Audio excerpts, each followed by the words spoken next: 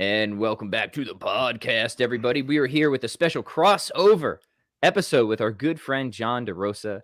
And John, I think technically you're probably the host for this one. So why don't I step out of the way and let you explain what's going on today? Well, the mic is hot. Yes, Pat Flynn, Jim Madden, it's great to be with you. This is the first ever crossover edition of Office Hours.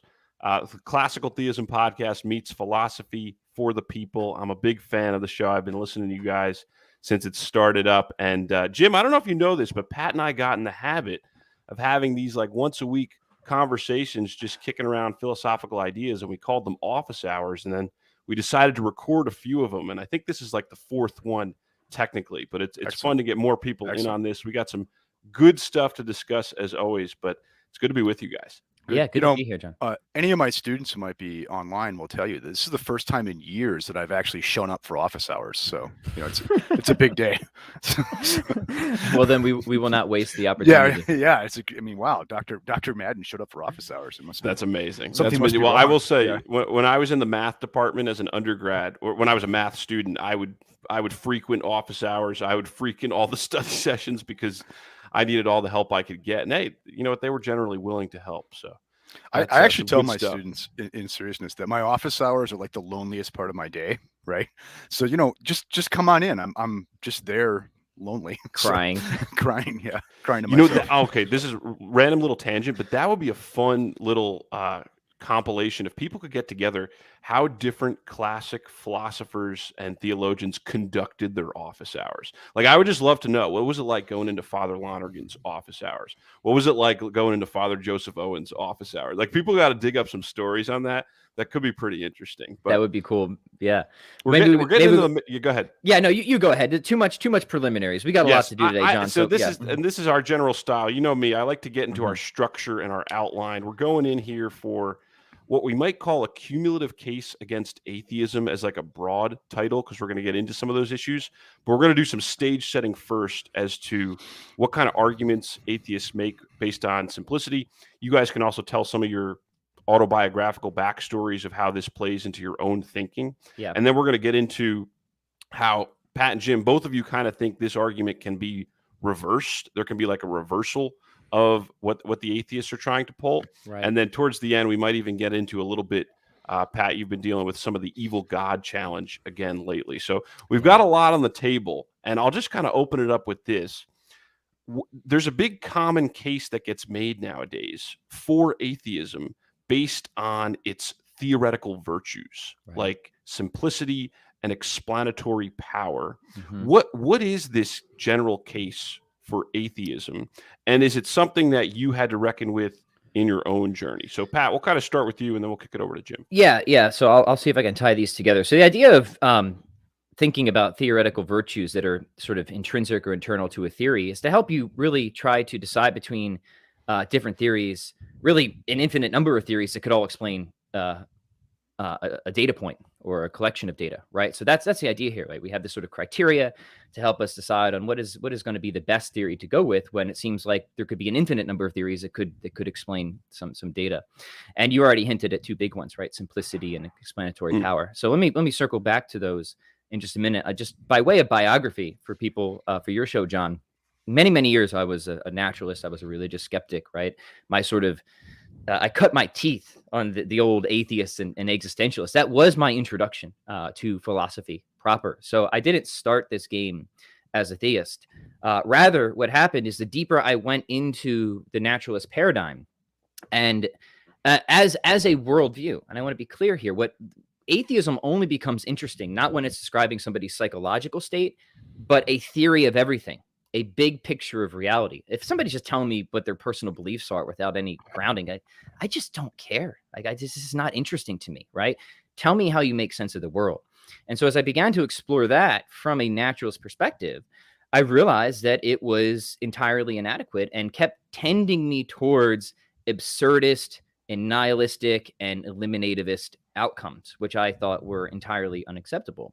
So I ended up giving up naturalism and atheism because I just didn't think it had the oomph to make sense of the world, or at least the stuff of the world that I think we need to make sense of, right? Because one of the difficult things about this type of debate is we kind of to compare worldviews, we kind of have to agree on the data to be explained, right?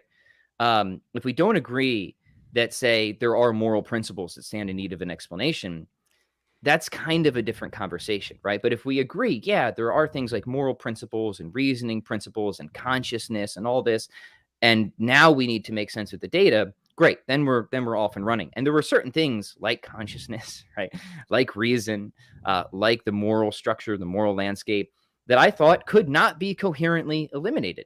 But I kept and I tried, man. I still try to give naturalism a fair shake. I don't think that naturalism can make adequate sense of these realities without becoming vastly more complex, or wiring a bunch of sort of brute necessities and it being really, really ad hoc. So for me, naturalism I had to give it up, right?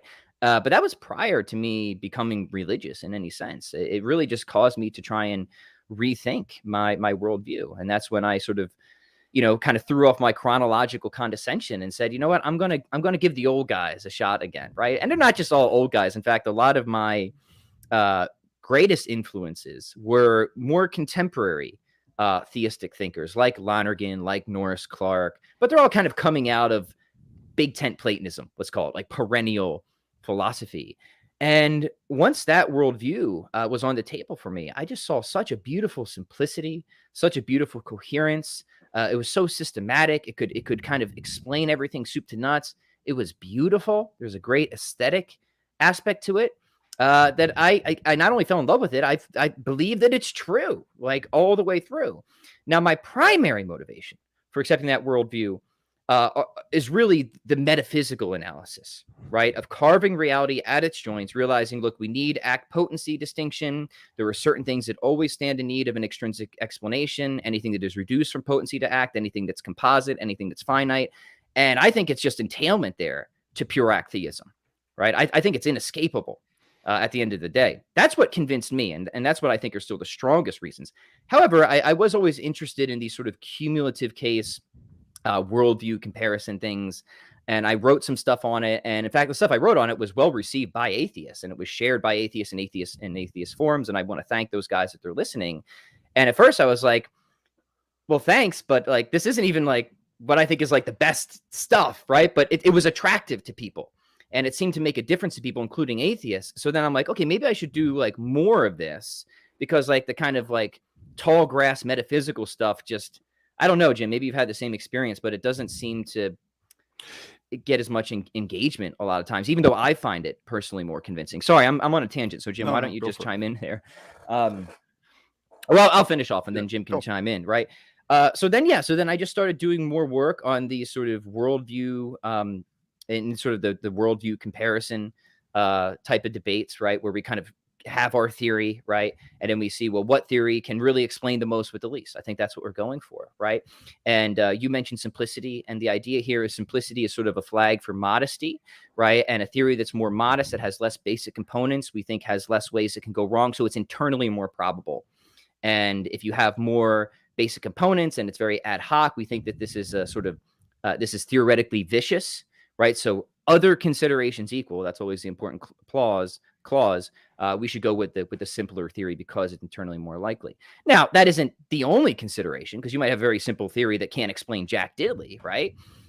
So there might be reasons to compromise on some virtues if we think we really need to make up for other ones. So it's a complicated thing, but if we can find something with really great explanatory power, can really seem to explain a lot with very little, that's an indicator, right? That's sort of a look at me, right? I'm kind of standing out here trying to call your attention. So that's maybe just some initial thoughts on stage setting from my perspective, but I'll kick it over to Jim. Yeah. And so John, the question was like, just what's our history with kind of cumulative case sorts of arguments for theism? Or okay. So, I came up as an undergraduate at the master's level where philosophy, religion, natural theology had very little to do with my exposure to philosophy. So, my undergraduate training and my master's training was almost entirely in philosophy of mind, philosophy of language, some politics, And I had not encountered people who took philosophy of religion seriously till I got to Purdue for my PhD program. And my first semester at Purdue, I got thrown into a seminar with Bill Rowe and a seminar with Jan Cover. And Jan, like an unrepentant Leibnizian theist, and Bill Rowe, one of the most prominent atheists in the 20th century.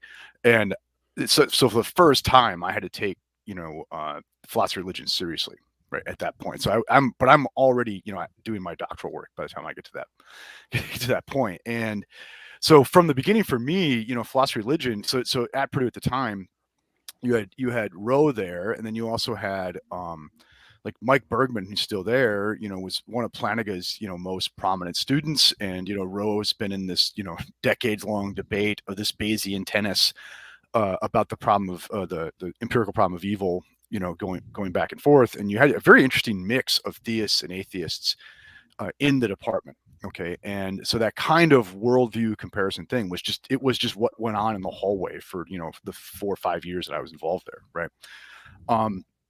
I'll say this is I think although that sort of argument had been like really important to me at certain points in my life, it's not really what hitches me to religion. Right. I find it intellectually extremely fascinating. Right.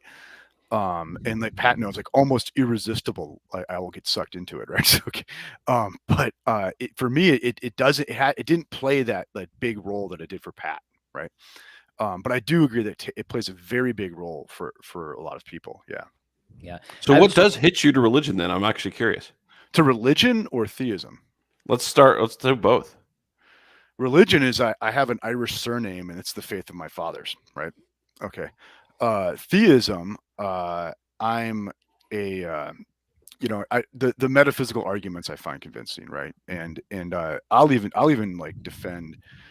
I mean, I'll go back to even Plato. I find the most convincing, if that's even the right word for it, right? Case for a kind of monotheism. Yeah. Okay. Yeah. No, and just to be clear, I mean, I'm the same way. I find the metaphysical arguments, the demonstrations, most convincing. I mean, for me, that really ends the debate personally.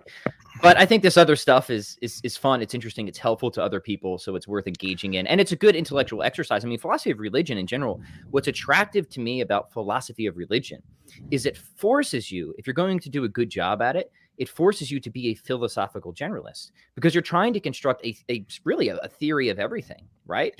A big picture of reality, which means like you better, have the chops in metaphysics, epistemology, logic, ethics, all of it. So to be a competent philosopher of religion means you have to be a competent philosopher, period. And that's an appealing thing to me, right? I mean, it just demands a lot. No, I think both are important. So I'm hearing both of you mention two big things, two big sources of warrant, we could say, for theism, in the sense of we're talking about what best explains various data points and cumulative cases on the one hand, and then we're talking about metaphysical analysis, classical theistic proofs on the other hand. And both of those can kind of point towards and converge towards theism. And I think that's helpful. I also think it's helpful to have the cumulative cases in case someone, maybe thinks they have a good handle on a proof, but they're not a professional philosopher.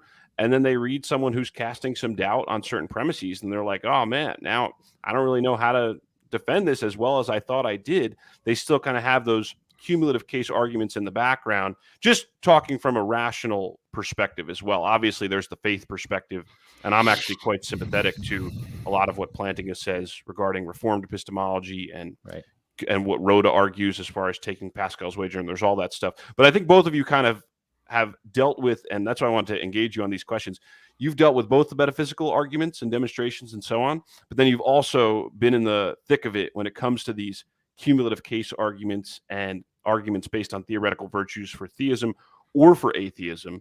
Before we get into the meat of it, Pat, I want to ask, or actually both of you, and I know, Jim, you wanted to maybe even bring up some Immanuel Kant in this, which I think I'm going to be confused on, but I think you'll break it down well. Why should we prefer, just to make this really clear, because people are always saying, let's prefer the simpler theory, all things being equal. Why is that true? Why should we prefer the simpler theory, all things being equal? Do you want me just to reiterate a quick point, Jim, then let you Sure, know do about it. Yeah. Do it. So I think I alreity hinted at it, right? The idea is with a simplicity being a flag of modesty, the indication there is if there's fewer basic components and really sort of less information to an extent, there's less ways that this thing could go wrong, which means turn out to be false, right? That's a general idea there. So, I mean, sometimes examples help. I mean, I go outside, I see that my driveway is wet, right? So that's a data point, right? It's not evidence yet because we have to kind of think about our theories, right? But say, here's a theory, my sprinkler turned on, right? It's a pretty simple theory, right? Just kind of like one basic cause, right? But here's another theory. 20 kids from the neighborhood each came with a bucket of water, just kind of dumped it, right, on my driveway, right? Now, both cover, the data. Both have the power to explain why my driveway is wet. We could even make it more complicated. We could say like 20 kids came with a bucket of water and like a bird came overhead and spit, right? Right.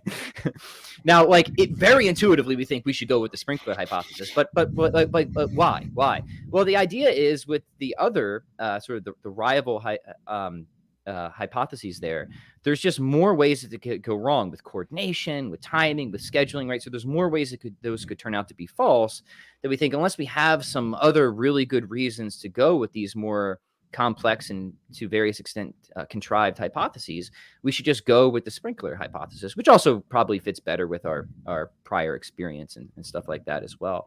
So maybe those stock examples help people to understand what's going on. I'll just emphasize again that simplicity is a consideration. It's not the consideration. And when you get to the worldview debates, we'll probably at some point have to talk about different types of simplicity, qualitative simplicity, quantitative simplicity, stuff like that. But maybe that's enough to start with. Jim, what do you think? So, okay, I'm going to complicate this. So, that's what Jim's good for. Yeah. So this is true as a matter of, I think, of just the mathematics of probability. Okay. So let's say I have a hypothesis that's 99% likely, really good one, right? But now in order to give an explanation, I have to bet on two 99% likely hypotheses. Okay. The overall probability goes down now because you got to hit two 99s, and hitting two 99s is always less likely than hitting 199. Okay. So as Pat put it, I would have to do more to verify that. Okay. All right. So I think as a matter of how we evaluate subjective probabilities, in that sense, simplicity is a principle. Okay. But I think that has like very little to do with reality. Okay. Very little to do with reality at all. Right. Because we're talking now about the conditions of what we would have to do to prove this, not the conditions of its actually being the case. Okay. And there's absolutely no reason up front for us to believe that reality will be simpler rather than more complex, right? Like Occam's razor, in this sense, it's a subjective principle. It's saying what would be most manageable to us to prove, experiment with, and verify. Okay, but as soon as we make that turn, look, we are talking about ourselves now. We're not talking about the world in itself. Okay, do you see my point? Right. If you think of it, there is no reason up front for us to expect as a first principle of being that it'll be simpler rather than more complex. Right. Mm-hmm. Now we might say it's going to ultimately subsumed under a one, what have you, all that. Okay. But if we've done that, then we're on our way to a place that we would all like to go here. Okay. This is a point that like Putnam has made, right? And this is all over Kant's later work, right? Mm-hmm. If you get into his third critique, he's fascinated by the fact that we cannot get science off the ground without this principle of simplicity and elegance. Okay. Yeah. But wait, there is no reason for you to believe that the world will be simple and elegant. It will be aesthetically pleasing if you don't front load theism into your account of the world. Okay. So for Kant, and I am very, very moved by this, as soon as you appeal to simplicity as not just a principle of subjective evaluation of probabilities, but as something that is like an indication of how things are going to be in reality, you've already tipped the game towards theism. Wow. Wait, this is huge. What Jim is doing here, Pat, and I did not expect Kant's doing this. This is not, I didn't discover this. Yeah. No, but because, okay, so what I hear you saying is, well, first of all, what Pat said is right as far as how we know things and how we verify things with probabilities. We're going to say all things being equal, Jim, by the way, simpler hypothesis is better. I agree with you, Jim. I'm trying to be more neutral and friendly, but keep going. No, what I hear Jim saying, I just want to see if I'm articulating this right, is that that simplicity as a theoretical virtue is helpful in deciding between worldviews. That is the case is better explained by theism rather than naturalism. Am I following? So Kant famously, didn't think any of the metaphysical first cause type arguments were ultimately going to work. Okay. But he also thought that he could argue for theism based on moral considerations, right? But then he's left with this really kind of virulent dualism. We have an atheistic or an agnostic account of nature, but then we have a theistic account of moral reason. And how do we put these together? And his attempted solution at that is the third critique. And he says, well, but wait, it seems like I have to presume, in order to get the study of nature off the ground, these aesthetic principles. And for him, aesthetic principles are teleological. What makes a painting beautiful to me, for Kant, is that I can see there is some purpose behind it. Although I may not know the purpose of the painting, it's somebody is trying to tell me something with this depiction. Okay. And he says you can't get science off the ground unless you operate under the implicit, maybe you're not admitting it to yourself, assumption that someone is trying to tell me something in nature. Okay. And so then he says, he says this is why arguments for God's existence don't demonstrate, but they satisfy reason. Okay. Because reason needs to sort of act as if those arguments were in place in order to make sense of our encounter with nature at all. Okay. Right. So the point, going back to what you're saying, John, is we can talk about a principle of simplicity in this probabilistic sense to say we're gonna posit the least hypotheses in order to give an explanation of things, because the more we posit, the more work we would have to do to prove this to be true. Okay. But you've just went pragmatic there, that you're not talking about the way things are. You're talking about we're having a debating society now. We're not doing metaphysics, right? We are talking about who would have to do the most work, who has the burden of proof, right? But that has nothing to do with reality. Okay. It's a very important error, I think, in a lot of contemporary philosophy. Okay. Whereas if we're going to say that simplicity not just tells us who's up first in the debate, it's not just procedural, right? It's actually metaphysical. Well, then it seems like you've got to say, well, then we're assuming someone is talking to us through nature. Okay. And bang, you've really tipped the scale now. Yeah, no, that's a really good point. So I would almost want to ask the naturalist at this point, so why do you think simplicity is metaphysical? I think that's a good question to pose to them and see if they have some kind of theory that they would bring up. I think for the purposes of where we're going to go next, but that was really awesome, Jim. And Pat, you can comment on that if you want. We're going to kind of assume that simplicity is a good criterion metaphysically and probabilistically, and still see what happens and where we think the chips fall. But that's a great point, Jim, that you raised. And I would want to pose that to the naturalist. Why is simplicity metaphysically virtuous on your view? Because theism, we can tell a story about that.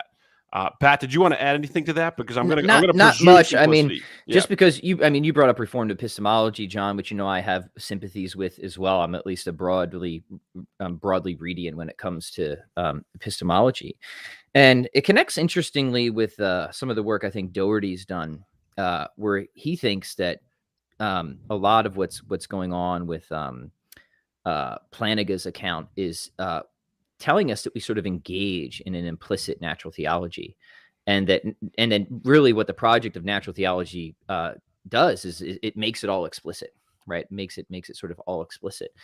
And then we're off and running of asking, well, what worldview kind of better secures cognitive reliability and stuff like that, which kind of I think ties into probably where we're going to be heading next. I think Jim is right. He came out with the bazooka. I was trying to be a little bit more neutral going in and say hey, here's kind of like what theists and naturalists sort of agree on. as in the background. But I think that's right. I think that background can definitely be challenged in favor of theism. I'm glad that Jim brought that up, right? But so if you think simplicity is more than just the procedural rules for a debating society, I think you've already loaded toward at least an openness to theism, right? Okay, do you see my point? Yes, I do. Yeah. No, that's good. And actually, just because people have posed this to you guys in Q&A before, I'll say, Jim, the people who take that point to the apex or to the max, if you will, dial it up to 13, are the presuppositionalists of the 20th century. Like they're going to say, like they're going to take what you're saying and saying yes, and actually you can't do anything at all or even talk about anything at all, simplicity or anything else, unless you first affirm the God of theism. And then the people who take it to the max, it's the ontological trinity you have to affirm before you can even go to simplicity. And I think there's some problems with that when you dial it up that high, but I do think there's a fundamental point there that's very important. But why don't we I agree. Presume, I agree. Yeah, I'm not a presuppositionalist. Right. Yeah, no, I think. But those guys have roots in Kant. Like they talk about Kant's transcendental arguments, and then Van Til takes that and makes his own. It's not easy to dismiss the presuppositionalists. I'll say that, but I think because I agree, like God is the condition of all knowledge, right? He has to be, right? But is the assumption of God the condition, right? And that's a subtle but I think important distinction that we don't need to worry about in this conversation. But and there's a lot of nuances and details in those discussions, and they're worthwhile. But why don't we go to this? Let's presume that simplicity is valuable probabilistically and even metaphysically, that we should prefer. Let's assume that we should prefer the simpler theory, all other things being equal. I want to ask this big question: does atheism really have an advantage when it comes to simplicity? Because people have pointed out it's got an advantage in the sense that it has fewer fundamental features, whereas theists posit God plus the creation. Atheists just have a creation, or they just have a world.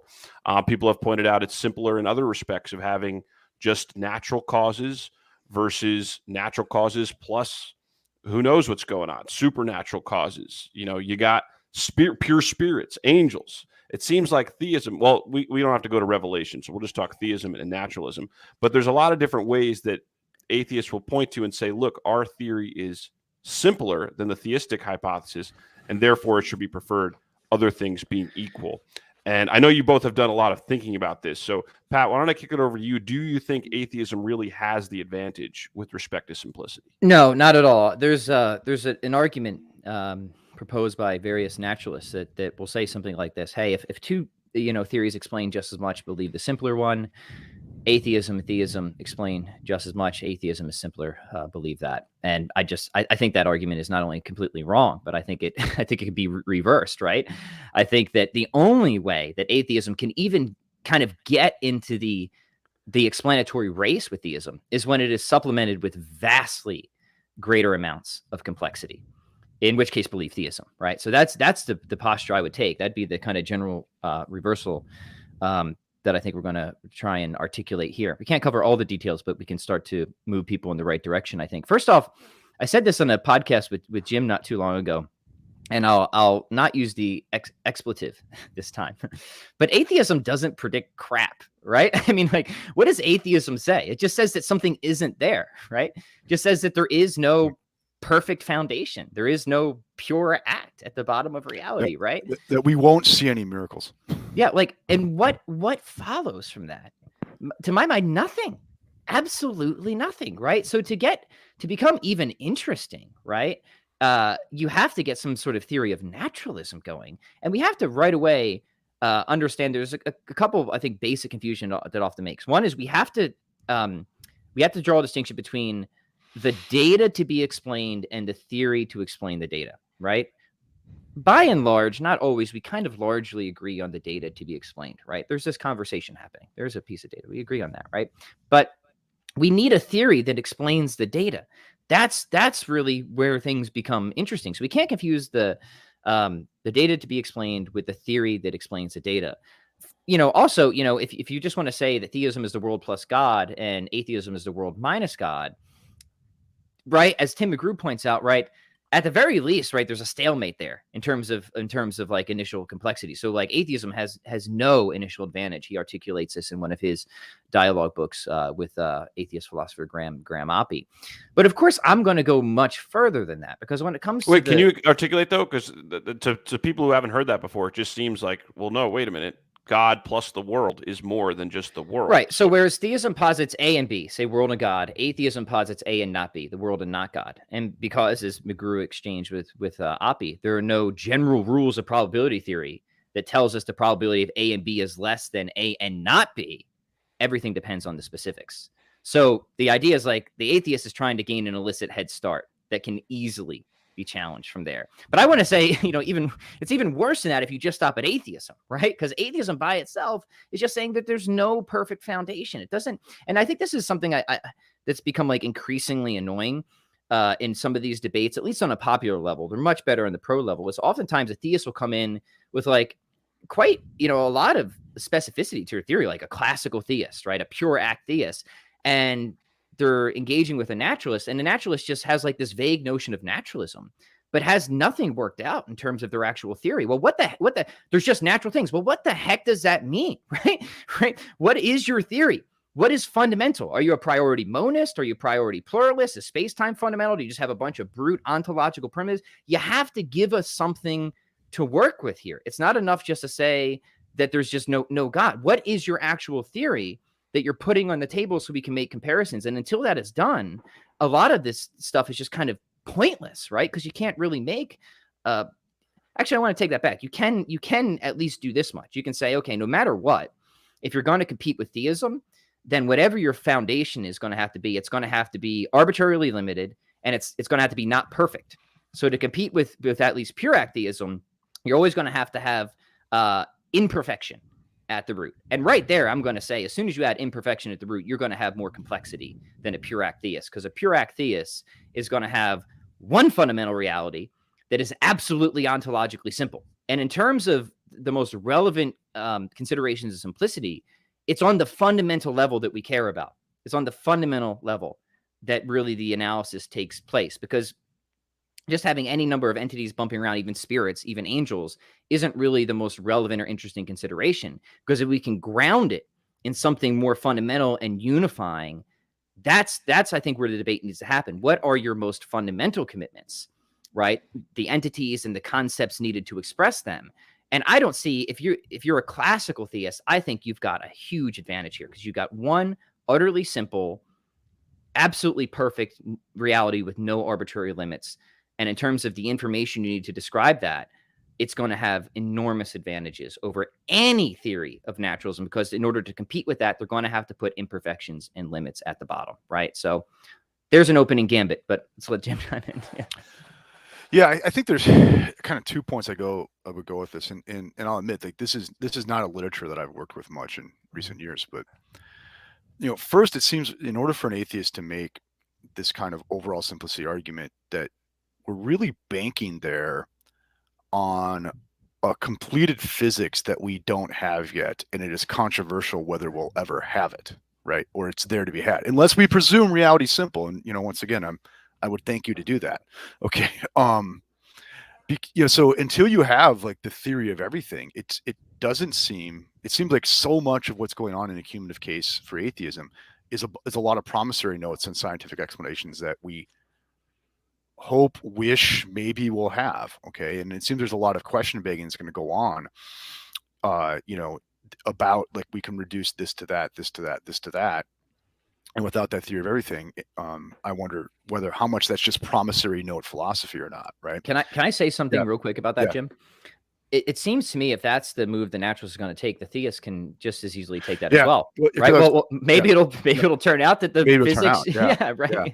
And it's like you cannot make part of your cumulative case a bet on a future scientific revolution, right? Okay, maybe someday we'll be able to rethink everything, right? And moreover, even if you had your theory of everything, okay, it's still there's still the looming, Thomistic question of, okay, but why is there contingent being at all? Okay, there's the looming Leibnizian question. Why is there contingent being at all? Even if you had and I would refer the listener to our recent discussions of Leibniz, right? Even if you have a hypothetically necessary explanation of everything under one single principle, it doesn't tell us why that hypothetical explanation is operative or not, right? Okay. So that's always looming there. Okay. Mhm. Now, but for me, the more important thing is I think all of these cumulative case arguments against theism, or at least I should say in favor of naturalism, okay? Because for me, it's more important to defeat naturalism than it is to prove theism, okay? Is they all assume that the problem of consciousness is a localized problem, okay?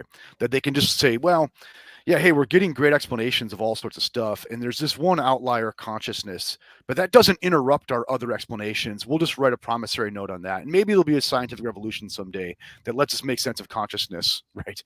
And it's just a small hit we take to an overall probability. Okay, I'm of a mind that no, if consciousness is a global failure of naturalism, okay, when you have natural beings like us, like other animals that are clearly conscious, right? That their consciousness is hooked to natural processes in some way, shape, or form, but it makes no damn sense that consciousness would be hooked to these natural processes. That's not a local failure. That is a global failure. That is a top to bottom failure. That is evidence we don't get how the world works on those terms. Period. Full stop. Right. And I think a lot of this presumes that you're gonna let the atheist or the naturalist side write these promissory notes on consciousness, right? But that is a big check to write. Okay. And it's one, if you don't cash it, the whole thing collapses in my view. Right. Yeah. And there are, I mean, I don't want to proof text too much, but there are naturalists like Nagel who are going to admit as much, right? Yeah. Yeah. No, I think I want to put a bookmark in the consciousness thing because we're going to get, unless Pat, you wanted to comment on that, because we're going to get back to that. But I wanted to press you a little bit more on the simplicity stuff. But go ahead, Pat. Yeah. But yeah, we'll come back to consciousness. Believe me, there's a lot to say about that.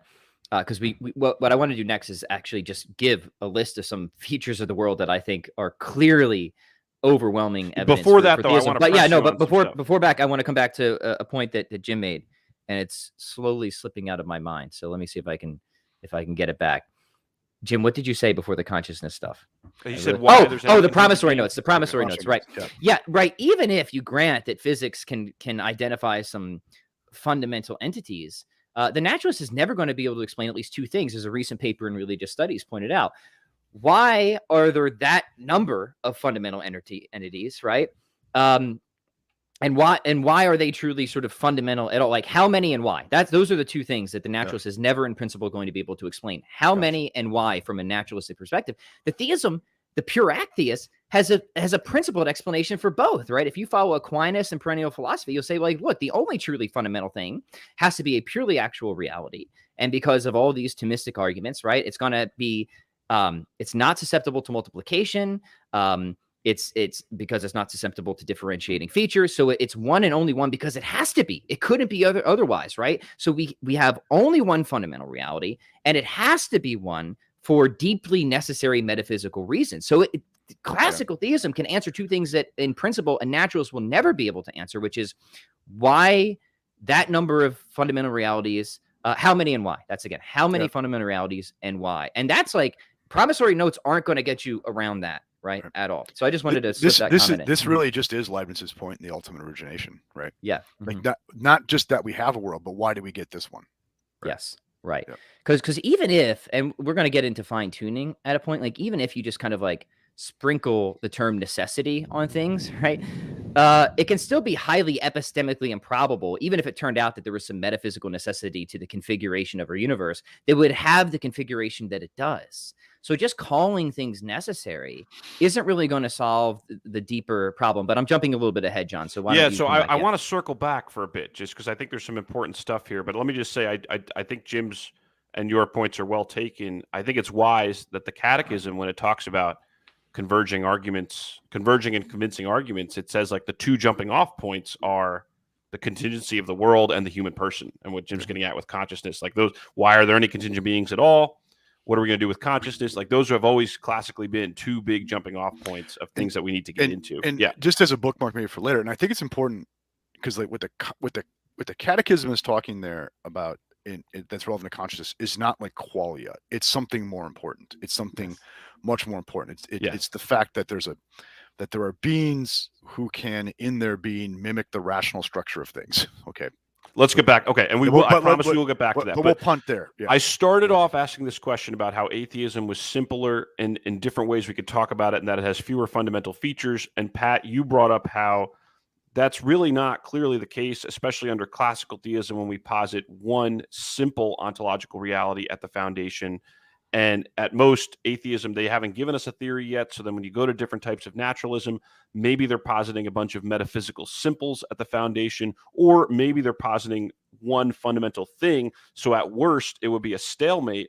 But then you amplified the point further, and you said classical theism is going to be better because whatever the naturalist posits is going to be arbitrarily limited and not perfect. And what I want to say is, we'll say we grant them something like a space-time foundation, some kind of quantum field, some kind of advanced thing that with the promissory note we may not have discovered yet, but some kind of natural physical field, state, and so on at the foundation. I want to press you on that, Pat. Why do you think that is arbitrarily limited versus classical theism? Where right, because it's going to have a certain particular geometry, a certain particular shape. That's always going to cry out for why this geometry, why this shape, why this configuration, rather than some other configuration, no matter what, right? So those are what we call arbitrary, unexplained limits, because they have to be unexplained, because if they're fundamental, they can't have something deeper, right? Then they're not fundamental. So in that sense, they're arbitrary, unexplained limits, and that's a fundamental problem. Whereas even if they turned out to be necessary, a theist could give a deeper explanation of why it has that configuration, even if for whatever reason it was necessary. Maybe God had moral reasons to put the universe in a certain way, right? I think that's the big arbitrary stopper there. Is ultimately the theist is going to have moral explanations in the toolbox. Okay, right. So and maybe the theist can say, well, that's the configuration because it's the best one, Leibniz, or it's a damn good one, Thomas, right? Mm-hmm. Okay, but those are non-arbitrary buck-stopping explanations there.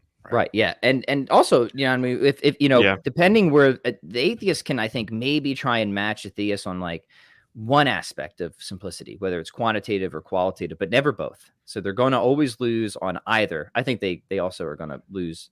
I mean, if you're a priority monist, then you can probably tie on the quantitative simplicity, but you're going to lose on the qualitative simplicity for sure, right? But there's other issues with that, right? It's like to say space-time is fundamental. If you take a substance view on that is in tension with contemporary research programs in physics, right? And for a naturalist, that's bad news, because the naturalist is supposed to be building their metaphysics off the back of the best contemporary science, right?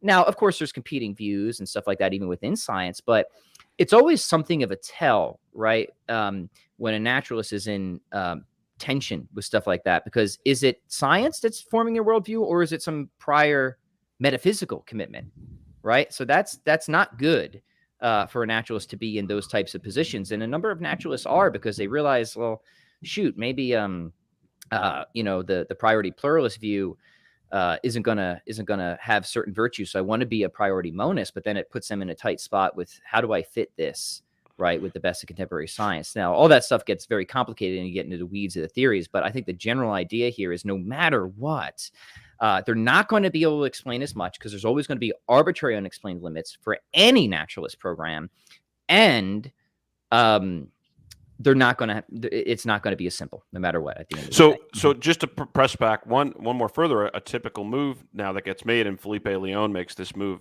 in his dialogue with Josh Rasmussen, is to say, they sometimes do this with brute facts as well. When we accuse the naturalist of having brute facts at the foundation, they'll say, you theists have brute facts too, and maybe we'll come back to that. But when we accuse them of having arbitrary limits, I can't say the word, arbitrary limits at the foundation, a lot of times they come back and say, well, you theists have arbitrary limits too at the foundation, at least unless you want to grant some Islamic critiques, because you Christians believe in a Trinity. Yeah. And so isn't the Trinity just a case of arbitrary limits at the foundation just as much as the naturalist? Yeah. 2 points, 3 points, 4 points, 5 points, 10 points. We'll see how many we get here real quick. First off, what the theist is going to say is we're just assessing call it bare or general theism, classical theism, naturalism. So just bringing in the Trinity is sort of irrelevant here.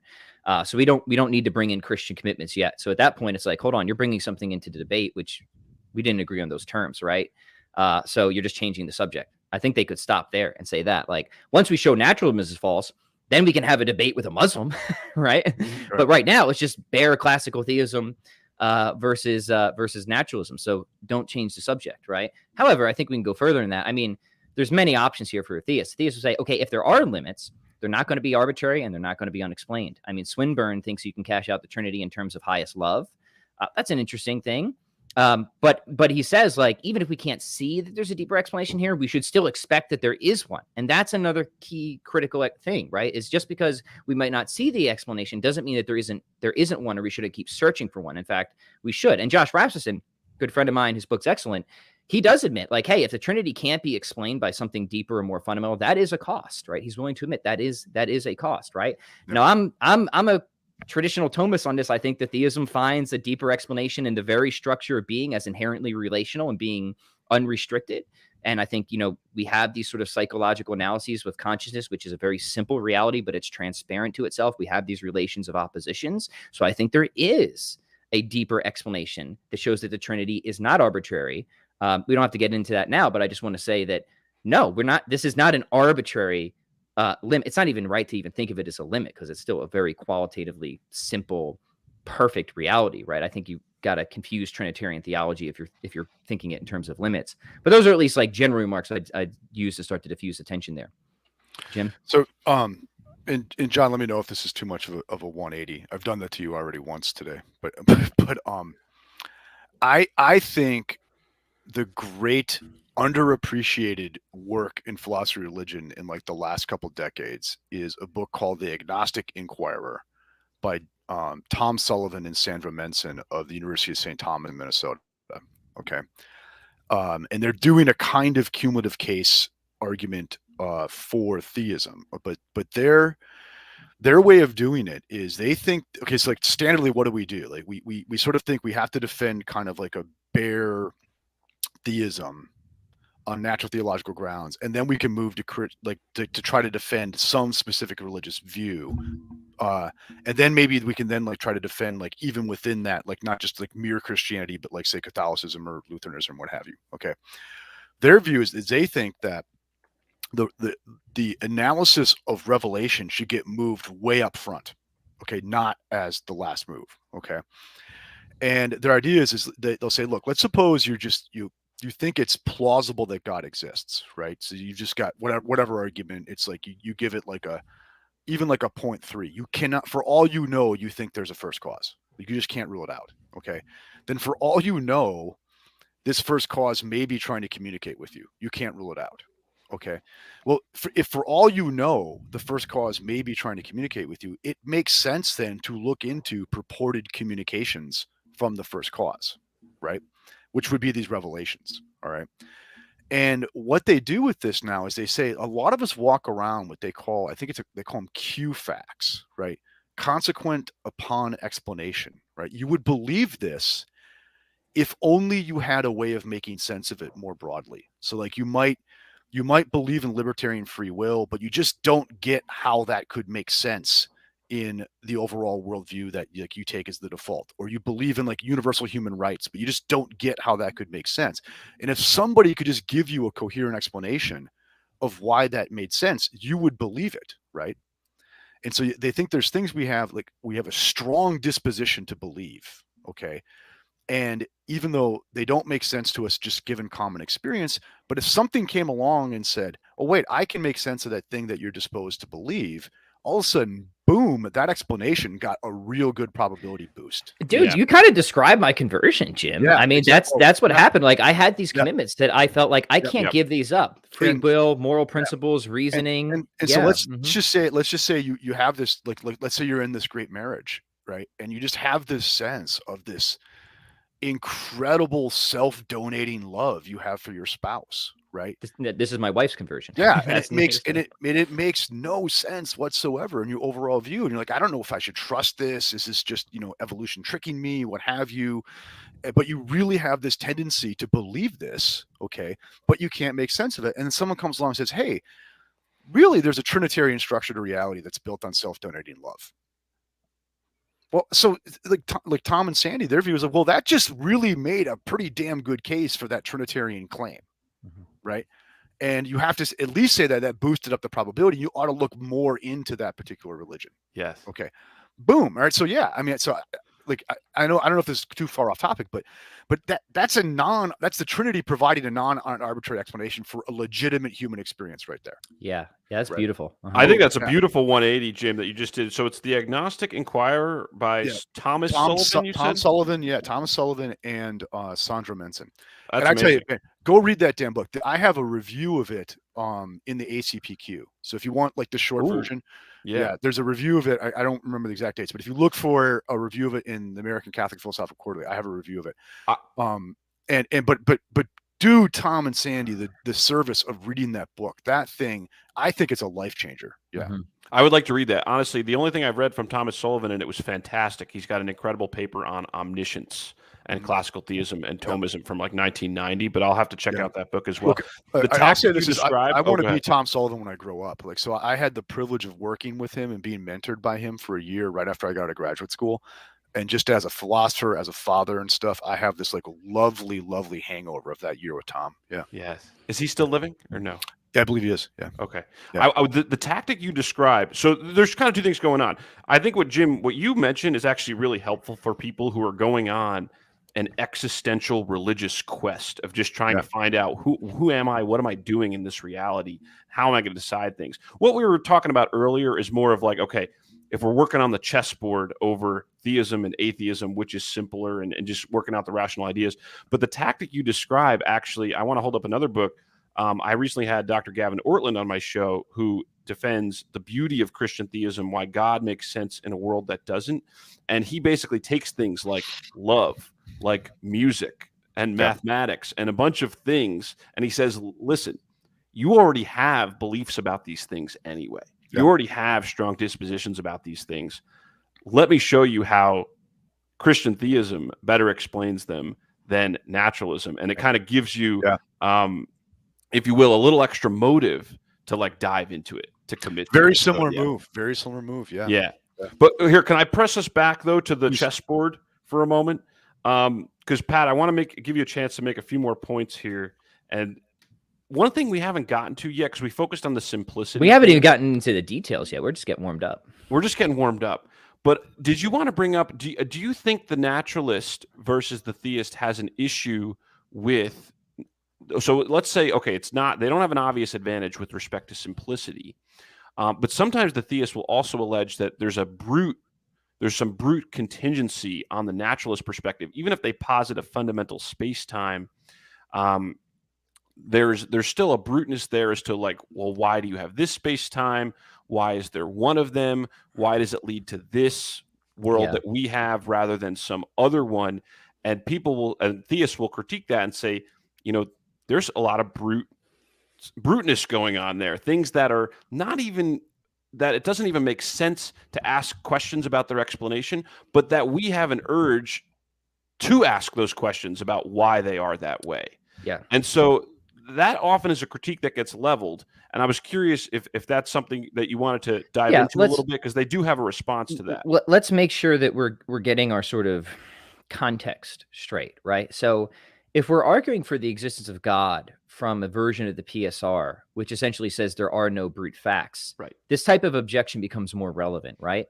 But if we're just trying to like make inference to the best explanation and just explain things as far as we can, this type of objection is less relevant, because it might just be the case that, hey, maybe both worldviews have brute facts, but theism just has a lot less, right? We can explain things further.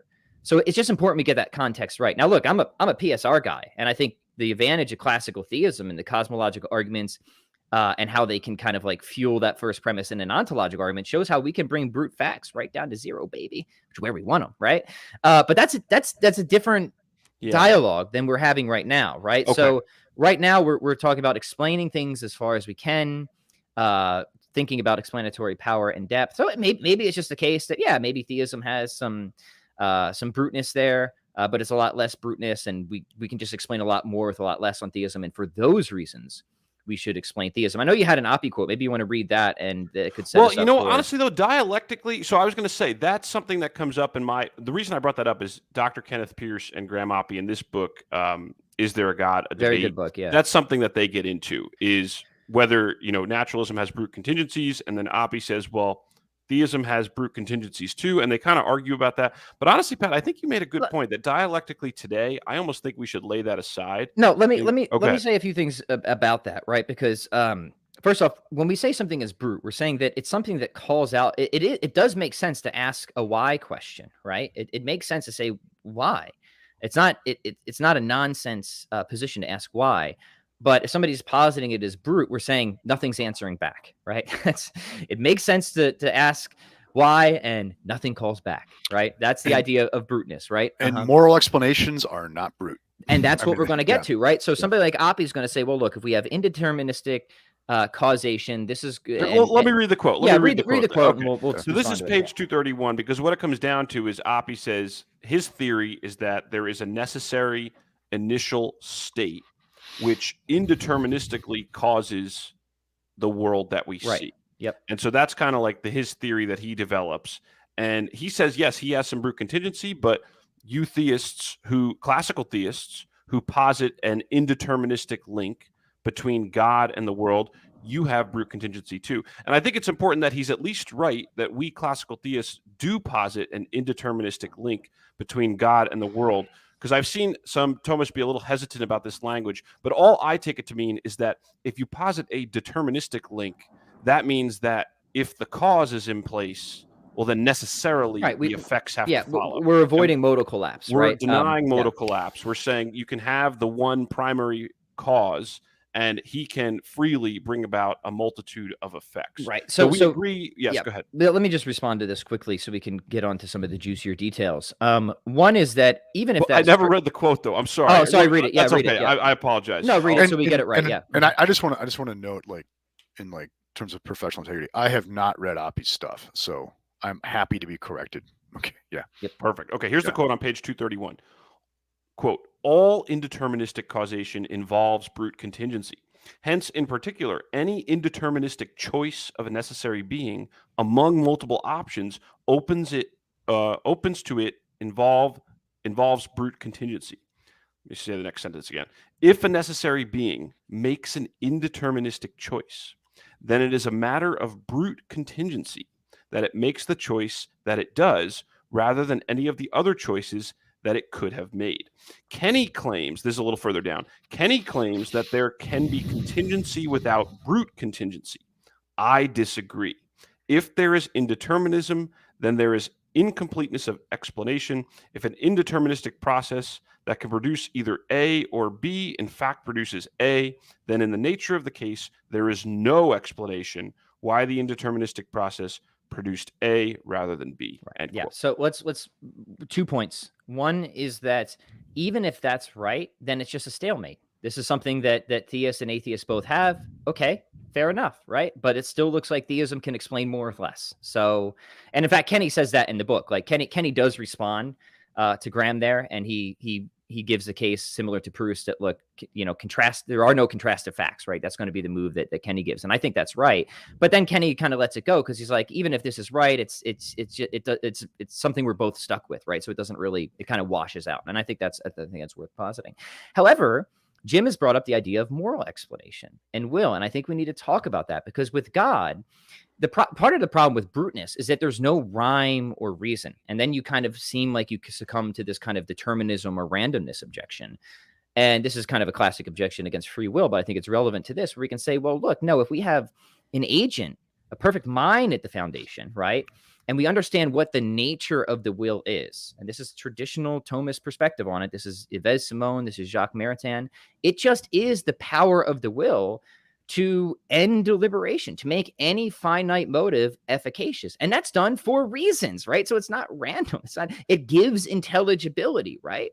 Now, as Jim already said, like there can be a debate of whether it's just a damn good reason or it's a damn good world, or maybe you take a Leibnizian route and say, no, the reason is this was the best of all worlds. And that's either way, I think you avoid the charge of bruteness that Appy is doing there by focusing on what the nature of the will actually is. Yeah, Jim. Reasons incline the virtuous agent without necessitating, right? I think Leibniz gets this right. They incline without necessitating. So then you get non-arbitrary explanation that is in a sense indeterministic, right? Yeah. So the theist can avoid, I think, the bruteness ultimately when you understand what the nature of the will is, right? And we've talked about that. Jim and I have talked about that at greater length for when people want to check that out. And it also gives a greater intelligibility because it's reasons-based action, right? And in fact, if people want to dive deeper into this, I think a really great explanation of this, I was going to recommend this later, but I might as well do it now. This type of objection is brought up in this very good debate book between Haldane and Jack Smart. And this is, and Haldane goes to the mat on this and says, like, look, for the theist, we have resources here that the atheist doesn't have, where for you guys, it really kind of will have no rhyme or reason. But for the theist, we have reasons, right? Yeah. We have reasons, right? Yeah. Pat, correct me if I'm wrong. Wasn't Haldane a student of Anscombe's? Yeah, he's a big Anscomian fan on this stuff. This right? is no coincidence in this debate, right? I mean, like he's going to see intentional structure to things and reasons as explanations of actions, not just arbitrary acts of will, right? Right. Yeah. So so the 2 points here is like at worst it's a wash, so it doesn't really matter. But I actually don't think that the charge is going to hold. I think the theist can go much further and give a much more satisfying explanation and avoid. Okay, I think that's helpful. I'm just going to tag. I think it would also be nice at this point. We would probably bring in also the doctrine of analogy from a Thomistic perspective, because when you talk about the power of the will to end deliberation, well, hey, the classical theist God isn't up there deliberating, but we can have things analogous to reasons-based action. We have things analogous to intentional action. You've talked about this on your show, Pat, with Gavin Kerr, and obviously Jim just brought up Anscombe, how we at least have a model in Anscombe's thought of how the intentionality can be in the doing of the stuff itself without having to require antecedent deliberation. In fairness, and once again, there's only so much I'm worried about these kinds of simplicity considerations, but by adding the doctrine of analogy there, we've complicated things, right? So we have to say that there's ordinary intentional explanation and there's this special one. I kind of know not what. It's a black box, right? So we have added a black box there. Well, yeah. Right? So let me say that because somebody might say, in fact, Appy would say and does say, well, if you're bringing in this extra concept, there is an added complexity. So I want to say a few quick things about that. First off, Kenny Pierce does actually he gives 3 ways to think about that, but his last one is like, look, we could just concede that we've got a little bit extra here in the conceptual realm. But if you get more on the explanatory side, right? But it's nowhere near gonna override the rest of the case. So like we could maybe just take that hit, and I think that's a very modest and very plausible claim. But I want to go further. It's like, but also if we're playing the Bayesian tennis, right? So you make investments of complexity that hopefully yield greater explanation. Right. Yes. I think people miss this. It's not just the simplest theory wins. It's the simplest theory. And you have a classic 2 variable problem here, right? The simplest that explains the most, right? That's the thing. So if by adding analogy, you get a big bang for your buck explanation wise, where suddenly we have no arbitrary explanations, right? Well, then that's kind of for the win. Right. Yeah. Going up in reality, to my mind, like analogy stretch concepts, you can't get rid of them. I mean, it's right at the act potency distinction, right? Being comes in many ways. So if you don't have analogy, you lose change, you lose all coherence, right? So to me, this is a non-negotiable. And you also have uses of analogy in science, in physics, stuff like that. So I don't think this is something a naturalist should be pushing against too much, because I think it's a non-negotiable, right? All right. This was an excellent, I would call that like the first half of the discussion. Pat, I have like another half hour. Is that still good? Because I want to press into some of this cumulative case stuff. And Jim, I don't know how long we booked you for, but I can call your agent and I can send over some extra PayPal money if we need to. No, I've just been feverishly texting my teenage kids to see if they can bring another cup of coffee up to me. So I'm smiling. That's amazing. That's amazing. But I want to kind of pivot the discussion to some cumulative case stuff for theism, and this is going to pull out that bookmark on consciousness and other things. But recently, Pat, you and Jim well, you mentioned earlier in this discussion, and I know, Pat, you've done some writing on this, have been promoting cumulative case arguments in favor of theism. And I want to ask you about what are some of those data points? I know we can't, you got like 8 or 10 that you list off in various places, but maybe we'll just focus on a couple. What are some of those data points? And Jim just brought up the explanatory advantage and how important that is. What are some of those data points that you think grants theism an explanatory advantage, and how do they do so? Okay, so when we get into this, we're really thinking like how likely or expected is some data given some hypothesis versus how likely or expected is some data without some hypothesis, right? I want to say, well, here's just a list of like features of the world that I think are far more expected given the existence of God, and far less expected, I would even argue impossible, given the non-existence of God. But we can be more modest about these things, which is cool, right? So you can kind of like pull back the throttle on the argument in some respect and like defend less, but still make the case. So let's just go through some things, right? There are concrete causally capable things. There's continued existence. There are moral principles. There are reasoning principles. There's orderly laws. There's complex, elegant structures, physical fine-tuning, consciousness, love, knowledge, widespread belief in God, and evil. Because as we know, if we've talked about before on my podcast and yours, John, I actually think evil on substantial analysis is evidence for rather than away from God, because it's contingent upon so many other features like fine-tuning, like consciousness, like reasoning, that are so much more expected on theism and so much less expected, if not impossible, on atheism, that evil itself is far better expected on theism. So we can't go through all of those, but we can go through some of those and start to show how the case is made. And then if people want more, they can check out some of my writing or previous podcasts we've done on it. But that would be my opening sort of list, I guess. Yeah. Yeah. So what do you want to probe into one or a couple of those briefly?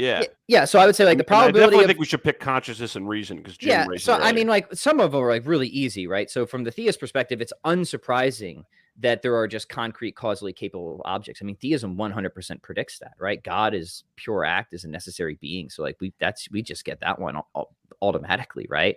Now, if you don't have perfection at the root of reality, why would you expect that there would be any of that thing? Now, that's something that is so taken for granted, but it's not insignificant. That's one of the most significant things, right?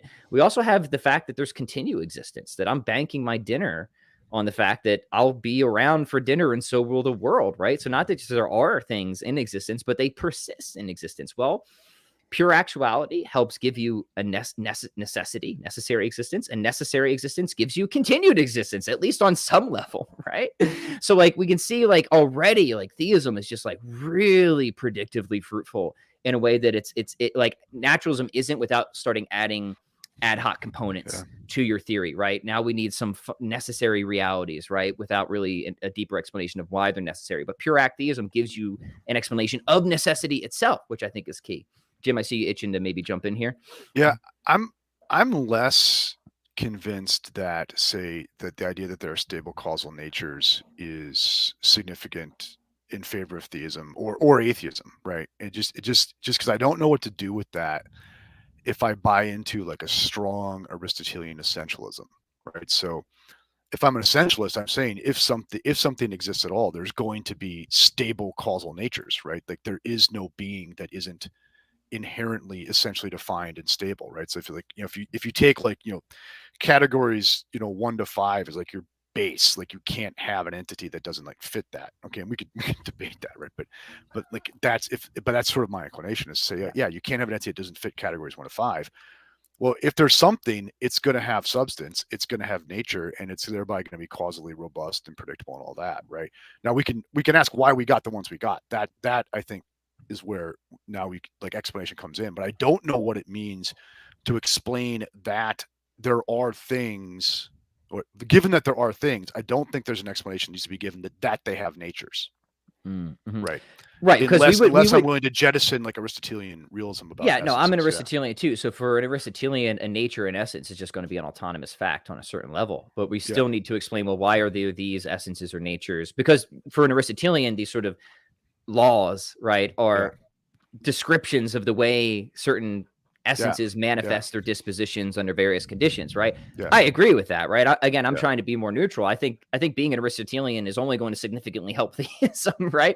Because, overall. But notice Aristotle himself is pretty comfortable saying that there are Aristotelian essences without any deity having created them, right? Yeah. They're not the consequent of anything's will at all, right? Right. They just are what they are, and they're just the structure of reality. Right. And I think he's wrong. Yeah. See, I don't. Well, think that's where that Aquinas point. is going to develop him in the fifth way. That's going to be different. Yeah. Right. Yeah, but it's not. I mean, it's not clear to me that Thomas is saying you need, like, he's saying you need theism to explain that anything exists at all, right? Mm-hmm.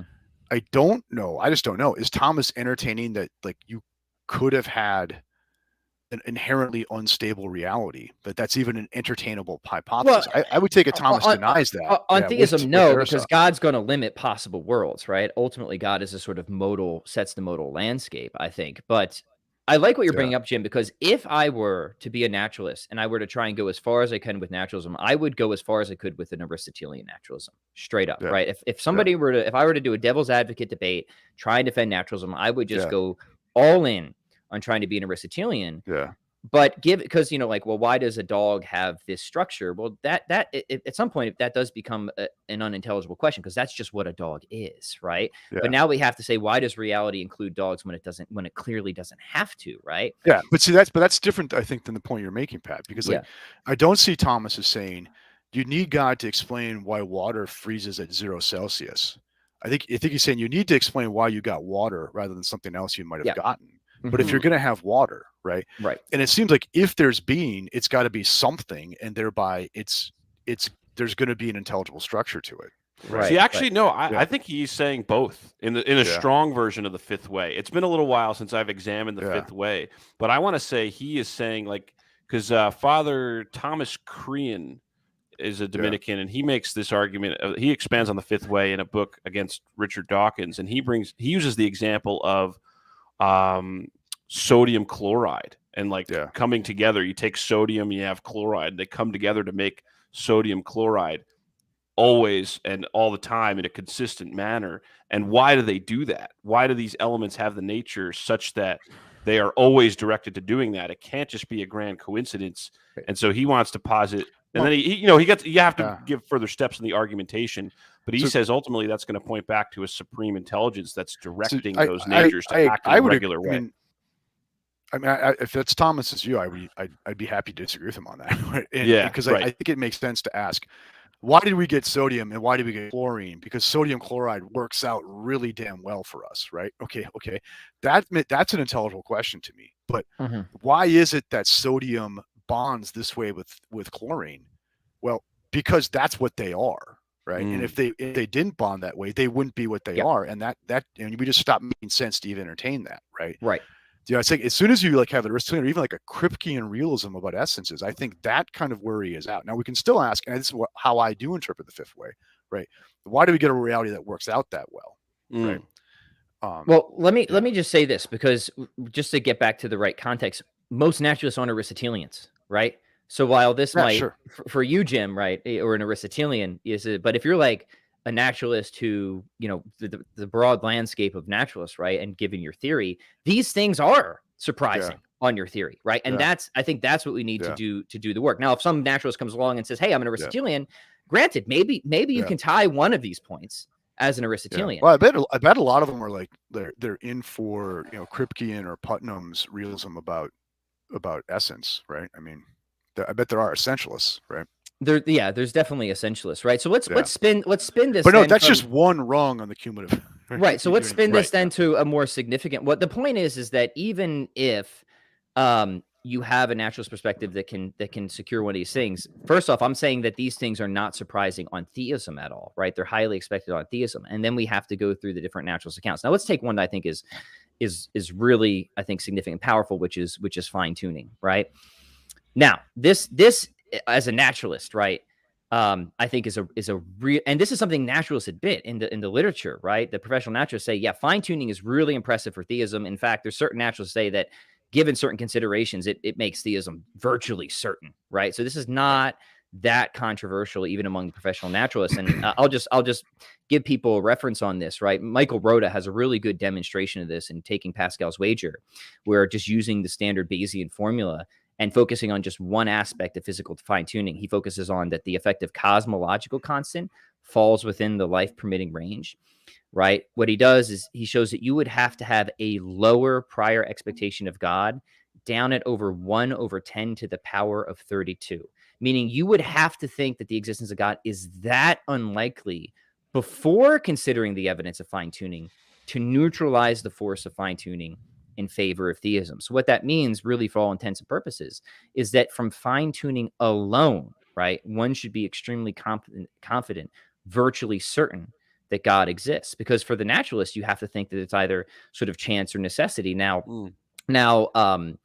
Rhoda gives a calculation for the necessity. He says this isn't going to help either. But even if you think, again, it's metaphysically necessary that the universe had to have this particular configuration, it's still, for the naturalist, so epistemically improbable that they still lose this one, right? And we have to recognize that that difference is still. So here's an example I get from my buddy Josh Raskin to bring it back in. It's like, even if it were somehow like metaphysically necessary that all the stars were arranged in the sky to say God sent this message, for a naturalist, that's still so epistemically improbable, right?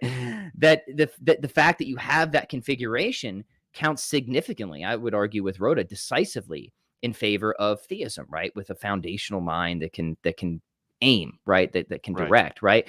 So even considering those very good points that Jim made about essentialism, right? I don't think that's going to help with certainly this point and the way that naturalists have to deal with fine tuning.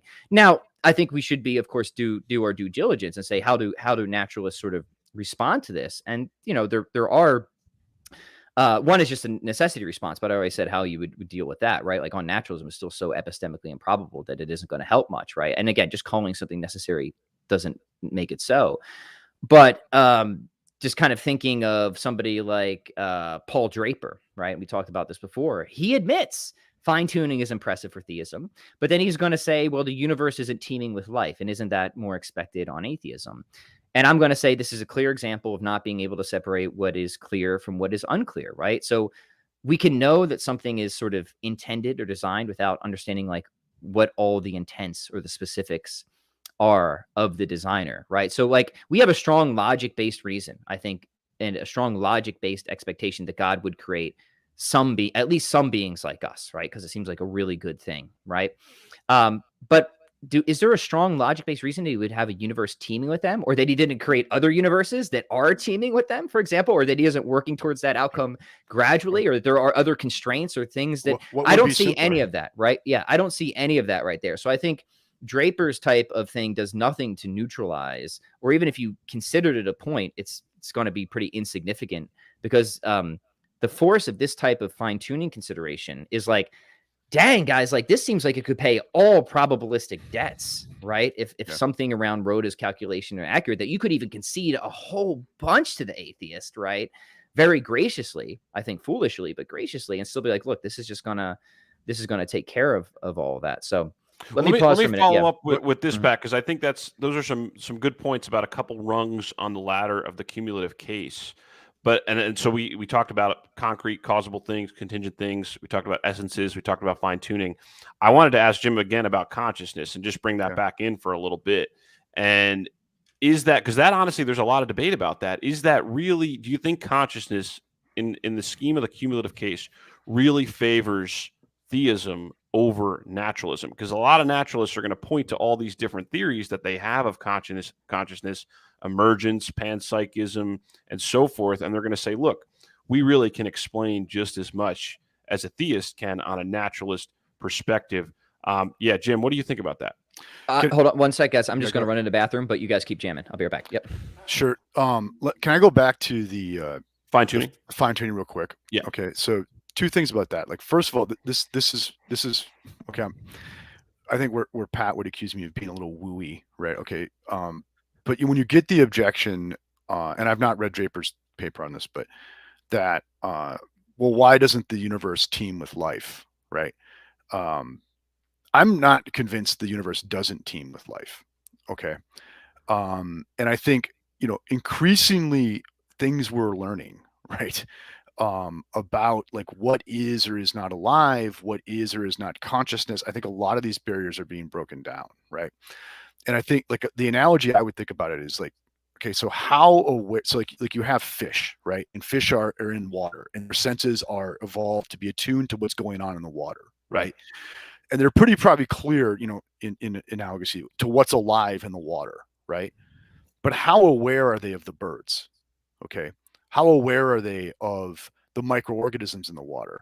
All of this stuff. Okay. And what we're learning about reality is like our senses are very, very limited in terms of our ability to grasp the full scope of reality. Like we're multiplying dimensions, all this stuff, et cetera, et cetera, et cetera. Okay. So I think it is far more likely we're like the fish in the water who don't really know about the birds.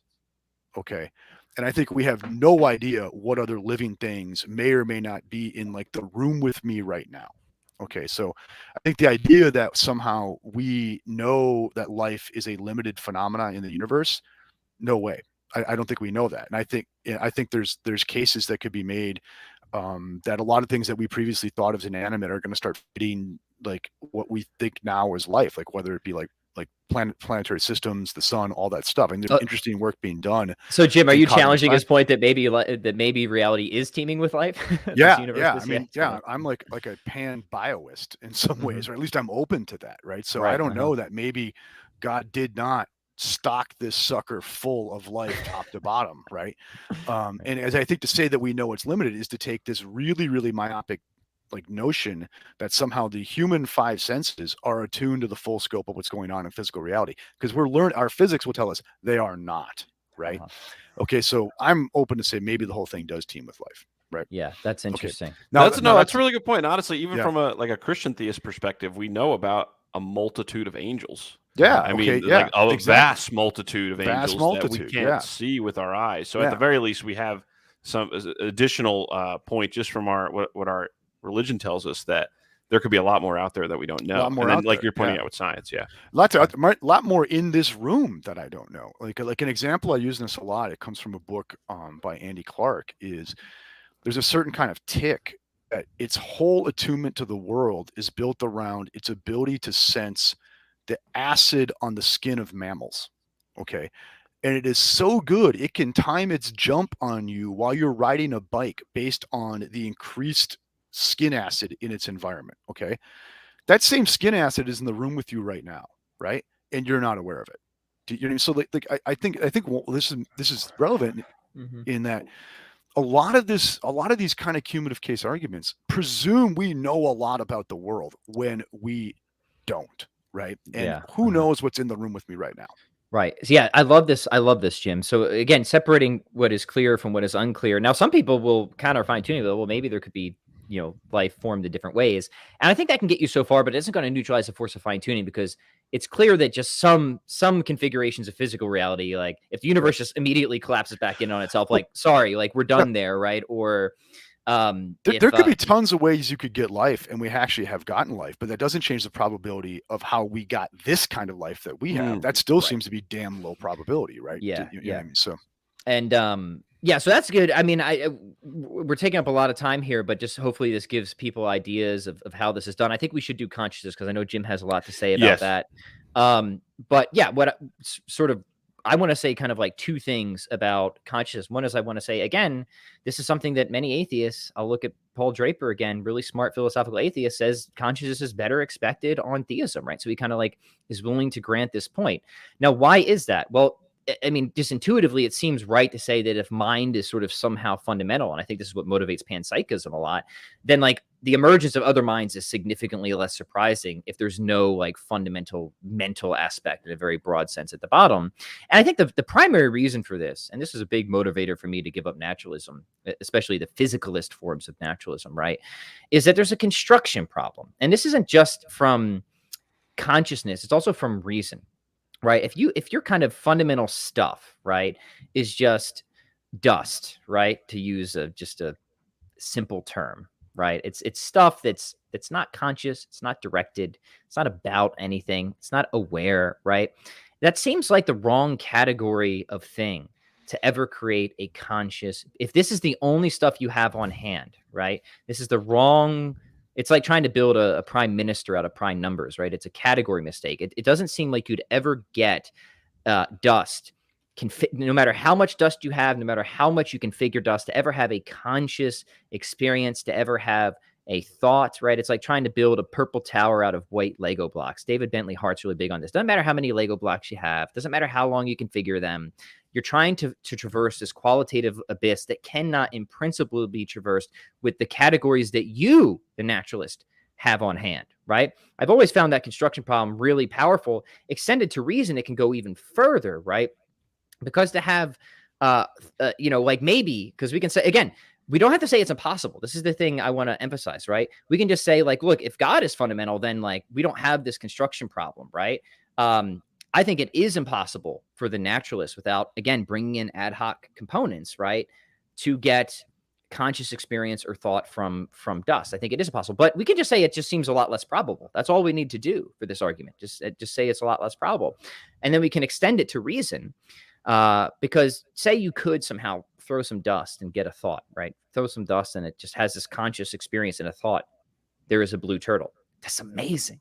You did it. That's amazing, right? But that's not reasoning, right? Because to have reasons, you need thoughts. To have, true reason, rationality, we should say, you need thought that is based on reasons and sight, experience with reality, right? That isn't a just swirl of dust, right? So even if you could traverse the first construction problem, you got another one after that to get to rationality, not just from consciousness and thought. And I think this only just really, really compound. I think you have two really, in principle, impossibilities for the majority of naturalists out there, unless, again, they start getting really ad hoc and start kind of like just positing a bunch of brute necessities, right? But again, we can be more modest and just say, okay, maybe you can do it somehow, but it just seems far more surprising and far less probable. And that's all you need to kind of get the cumulative force through for theism. Now, Jim has a lot more to say on consciousness than I do, so I want to kick most of this over to him, and he's engaged directly with Draper on this in the literature. Sure. But I just, the final point I want to say there is, certainly a Draper type will push back, and he'll kind of push back by saying, well, look how dependent consciousness is on the brain and how frail we are and fragile. And like, this is kind of counterweighing evidence for the physicalist. And of course, the classical theist, Hylomorphus, is going to respond, stop being a Cartesian, right? Stop critiquing Descartes, right? There's this whole tradition here. And, maybe Jim can start to build on it. Yeah. Yeah. So, I think there's two ways to look at this. Do we frame the consciousness debate the way it is typically framed in contemporary philosophy and cognitive science, or do we frame it another way? Okay. And I think we should all take a collective vow to quit framing this debate in the way it's done in contemporary philosophy and cognitive science. Okay. And yet here we are. Okay. So like most naturalists, probably all of them, are going to frame it in the way the debate is typically conducted, right? And where the assumption now is we've solved the so-called hard problem of consciousness, which is basically the problem of rationality. We're going to give a machine functionalist explanation of that in some way, right? We're going to diffuse the notion of reasons in terms of functionalism or behaviorism of some sort. Okay. But then you're still left with this qualitative aspect, the hard problem, right? And it'll be thought of in terms of qualia as these atomically isolable states of just the feel of sex that tastes like chocolate. This is the example we've been using with Pat lately, right? And just what is it like to see a color? What is it like to, taste coffee? All this, and it'll take these states independently from any kind of broader context. Okay, which by the way, I think this is absolutely the wrong way to approach philosophy of mind and just leads to error and woe. Okay, but this is the way it will be done by most contemporary naturalists. So let's once again, I'm not talking about reality. I'm trying to play the Bayesian game now, right? And so then let's take them at their word. And okay, well, like this is what we mean by consciousness. And I will argue, and others will argue that, including like some naturalists like David Chalmers, right, or Philip Goff, there is no way to give an evolutionary explanation of those kinds of qualitative states, those isolatable qualitative states. They play no causal role in explaining behavior. And we could go into great detail on this, and I would refer the listener to a wonderful conversation John and I had about this, right? And there's a paper out there on it. Okay, so let's just take that as a given for now, maybe that that there is no evolutionary explanation to be given, right, for that kind of qualitative awareness. All right. Though I think a theist can give an explanation, like they can give an explanation as to why there's pleasure and why there's pain. Maybe God wants to reward us. Maybe God wants to punish us, even though it doesn't do any evolutionary work. God might just want to wail on us or be nice to us. Okay. Whereas the atheist has no explanation like that available. All right. Now, if you don't take the bait and you think of philosophy of mind like a grown-up, right? Okay, and now you're gonna have to, or you're gonna have to see consciousness is not something separated from physical reality in this nice, neat way. That is, it permeates being in a way, right? And moreover, consciousness is not about qualitative feel, but rational intentionality. So now you're going to see consciousness in the world are all wrapped up with rational structure. And so basically you're going to end up being Aristotle or Plato, right? Yeah. Okay. In which case, for the win, right? I mean, that's a very quick explanation of a lot of stuff, but that's how I think about the conscious debate with respect to cumulative cases for theism. Yeah, I think it's brilliant, Jim. And you know me, I'm greatly impressed by like Ross's argument, right? And I think it's rationality that is the more fundamental issue for the naturalist, which is funny because they assume that they've accommodated rationality. I'd be like, no, you have not, not even close, right? And Ross's sort of argument of the determinacy of meaning, I think, is a death blow to any sort of physicalist perspective. I think it's rationality would be more difficult. I think both are cannot be accommodated at all, but I think rationality is actually more difficult for them. Yeah. And also just a general point this is a little dangler I make at the end of that paper that I'm basically referring to here is like, look, on the assumption of atheism, you would not expect there to be life, right? You would not expect there to be consciousness, right? Whereas on the assumption of theism, because God is alive and God is conscious, you are not entirely surprised that there's life, there's consciousness. So like just by default probability, right? Mm-hmm. And as I mentioned earlier, I'm pretty open to like, the sun may be alive. So, I've got a universe teeming with life. So I'm happy with that. Yeah. And there's another issue here because it's not just that there's life or consciousness or reason at all, right? That is the fundamental problem.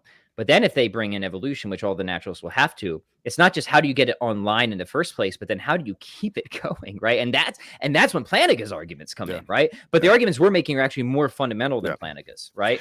And as far as real quick, John, as far as like the panpsychism thing goes, I am a panpsychist, but I think I'm a panpsychist that would embarrass other panpsychists because I'm so panpsychist, right? And I think anyway, when you look at how people start, even like Goff, start to spell out their panpsychism, I'm like, so you're basically a theist now. Or if you understood what theism was, you would realize you are basically a theist. Okay. Mm-hmm. So just that as an aside. Yeah. Yeah. John, I'm sorry. I know I just want to make 3 quick points, and then I want to throw an objection at both of you. And then I apologize because I probably am going to have to step out, Pat, but you can finish on your own because I'm loving this conversation. First, I detect 3 areas, if the listeners want to pursue this further, of study for why consciousness is evidence for theism over atheism. And the first one was Pat brought up the construction problem of how you can build up to consciousness out of things that are not conscious. He called it dust and so on. And then that was one thing that we talked about. Second thing, and then Jim brought up with our conversation that we had, if you're going to play the game of talking about these qualia and philosophy of mind, which he says we should take a collective vow against, the idea is that theism gives us a better explanation for why qualia have causal influence on things and how things can move along in that manner. And so if you're going to play that game, it's going to end up being evidence for theism. And then Pat alluded to towards the end there, which I did an episode with Professor Christopher Tomaszewski on James Ross's argument, which is kind of cool in that he's focusing in on a subset of thinking that he calls like formal thought processes. Right. And so not just like consciousness, not just qualia, not just the construction problem, but he doesn't think we can make sense of formal thought processes unless we posit that which is immaterial. And once you're getting to that which is immaterial, the immaterial aspects of thought, then that seems to make better sense on theism over atheism. So I think those are kind of 3 routes of ways that people can pursue that bullet point or that rung of why consciousness and reason would favor theism over atheism. So I just want to kind of summarize that. I do have a big objection I want to throw at you all, and then I'm going to kind of skip out. But this has been a ton of fun. Thank you guys for having me on. I feel like I'm the studious amateur in the room with the professional philosophers. And so I love learning about this stuff. But are you ready for my big objection, or did you want to make another comment on consciousness? Let's hear it. Okay. Let's do it. Yeah. You guys just made some cumulative case stuff, and that's great. But atheists have their own cumulative case that they could say balance out the scales or stalemate the game. Mm-hmm. And that's that they point to their own pieces of data that are much better explained on naturalism instead of theism, such as the existence of horrendous evils, the evolutionary processes with long millions of years of animal suffering, as well as the existence of religious pluralism, all these different religions, as well as seemingly non-resistant non-belief in the world. I just listed off kind of 4 things, but what they're going to do next sometimes is maybe even grant, okay, yeah, you got some rungs in your ladder for theism, but we got these rungs in our ladder for atheism. And then that's how they kind of handle the cumulative case apologetics. So with that, I'm going to let you guys kind of jam on that for a while, but it has been so much fun. I look forward to listening to the rest, but I apologize because I do have to skip out. But let me say this before you go, John, because look, that's huge, right? And I think the point to make to all of that is there is a live debate on this, right? There's a ton of responses to that, whether you're a skeptical theist, whether you're a classical hard-nosed Thomist like Dave is, there are tons and tons of, and I think the important thing to take from that is a lot of times like the problem of evil or the problem of divine hiddenness just gets dropped down on the desk, like, oh, boom, mic drop, no possible reply. Children sometimes die, therefore God doesn't exist, right?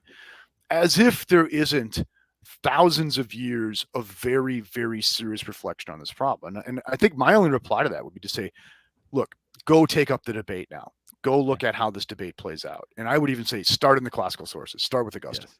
Yeah. Right. I love it. No, and actually, the way I just spelled that out, it kind of sounds a little ridiculous for me to no. I'm not chuck a ton of that stuff. Yeah. But Pat and I had talked before because he has an interesting idea where he has a thematic response to these things that I'm going to let him kind of lay out, because he thinks while they have superficial plausibility in favor of atheism, when you get down into the details, like you're saying, Jim, take off and do the homework, you're going to find that actually they don't really point to, or where they have superficial support of atheism, they don't really support atheism when you get into the details. Or at the very least, there is a legitimate debate to be had here. There you go. To say that somehow it's been resolved one way or another, no way. And I don't think even like a Paul Draper says that, right?